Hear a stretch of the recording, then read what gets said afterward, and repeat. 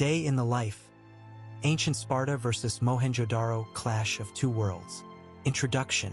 The first light of dawn spills over the rugged hills of ancient Sparta, painting stones with gold and shadow. The air hangs heavy. Smoke and sweat mingle in the chill morning breeze. Around a cold stone hearth, a boy stirs awake, not to the laughter of childhood, but to the silent call of discipline. His world is one forged in iron will, where softness is a shadow to be crushed beneath the relentless march of endurance and steel.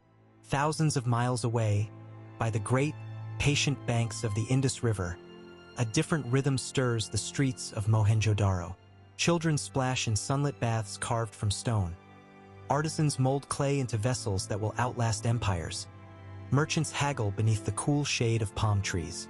Here, order flows quietly through canals and bricks, etched deep in the memory of a civilization governed not by armies, but by law and the steady pulse of water. Two worlds, one carved by the sword, shaped by sacrifice, the other cradled by rivers, nurtured by harmony. To walk in their footsteps is to glimpse the twin heartbeats of ancient humanity, which pulse carried the true spirit of civilization, which forged destiny with iron will, and which with patient hands. Dawn to dusk, daily rhythms of Spartan warriors and Indus citizens. Before the sun rises high, Sparta awakens, not with song or laughter, but with the harsh clang of training. The Agoj calls boys from their sparse homes to the field, where bodies are sharpened like blades. Marches echo through rocky passes. Silent meals bind them in brotherhood forged by hardship. At 7, Spartan children leave their mother's arms to live among warriors, learning to endure pain and hunger as a rite of passage into a brutal brotherhood of steel. Thousands of miles away, Mohenjo Daro breathes a different life. Streets laid in perfect grids stretch beneath clear skies.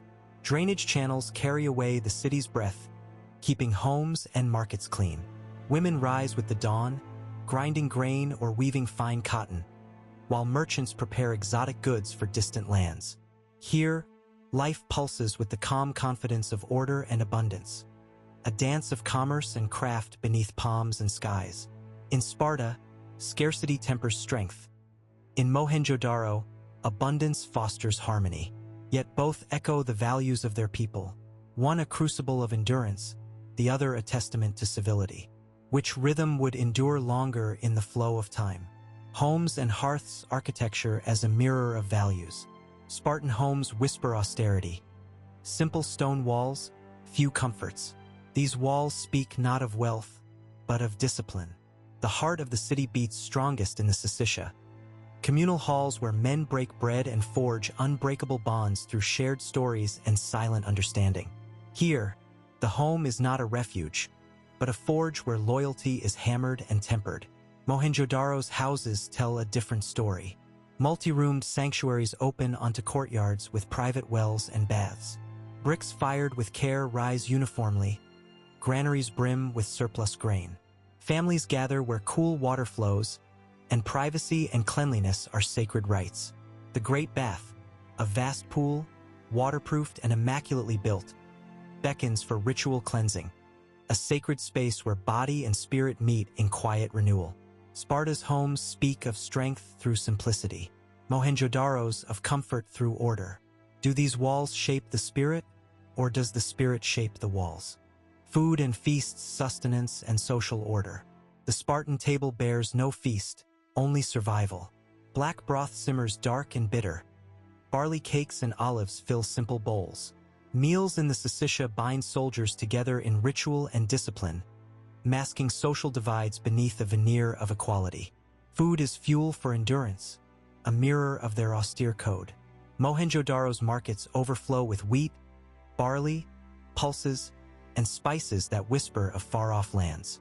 Cooking pots speak of rich stews, communal granaries promise security. Food is more than sustenance.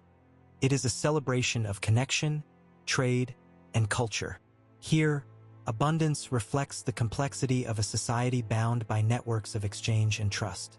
In these meals lie a question. Can a simple broth sustain a warrior's spirit? And can a shared feast nourish the soul of a civilization? childhood and education, training warriors and teaching civilians. In Sparta, boys are shaped by the state's unyielding hand, trained in combat, endurance, and loyalty before the ink of letters darkens their scrolls. Physical prowess is their creed. Survival demands toughness over knowledge. Even girls are forged through physical trials, destined to bear strong heirs to a martial world. Mohenjo Daro's children walk a subtler path. Their script remains a riddle, but the weights and seals found speak of education in trade and craft, passed down through families and guilds. Practical skills, communal knowledge, a quiet preparation for life's complex weave.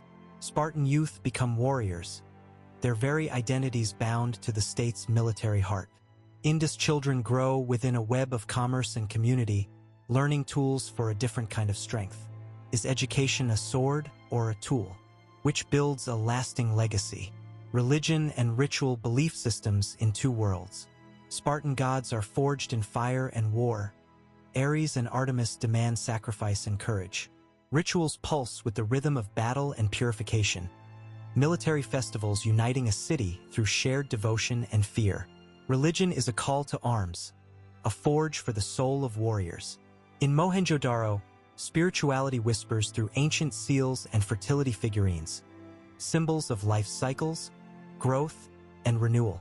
The Great Bath stands as a monument to ritual cleansing, a sacred rhythm of water and rebirth, reflecting harmony with nature and the community. One world prays for victory and strength, the other for balance and continuity. Do gods reflect the nature of their worshippers, fierce or fertile?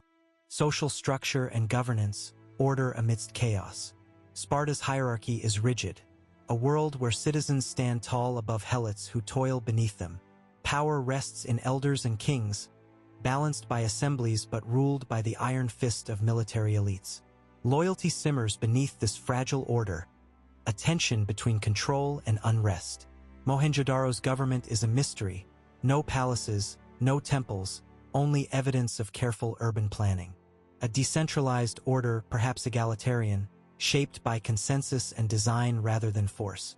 Its strength lies in cooperation, the invisible threads that hold community and city in balance. One commands with the sword, the other governs with the hand. Which system sustains a people's spirit? Endings and legacies, the fate of two civilizations. Sparta's warrior heart beat strong for centuries, only to falter under the weight of change. New wars, new powers, shifting ideals. Its legacy is carved in discipline and sacrifice, immortalized in legend and philosophy. Mohenjo Daro vanished into dust and mystery, lost to climate's wrath or invasion's shadow. Yet its innovations in city planning and social harmony ripple through the ages, a silent echo beneath modern feet. Both cities offer lessons, Sparta's iron will, Mohenjo Daro's quiet resilience, challenging our ideas of strength and civilization. As we close this journey, we ask, what defines a civilization?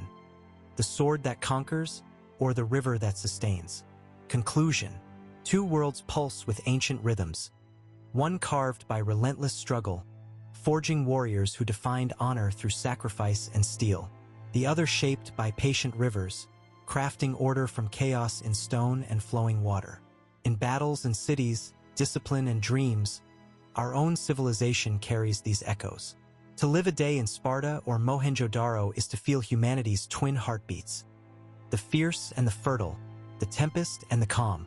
History breathes not in ruins or dates, but in lives once lived, in stories that dare us to search for meaning, eternal, enduring, and profoundly human.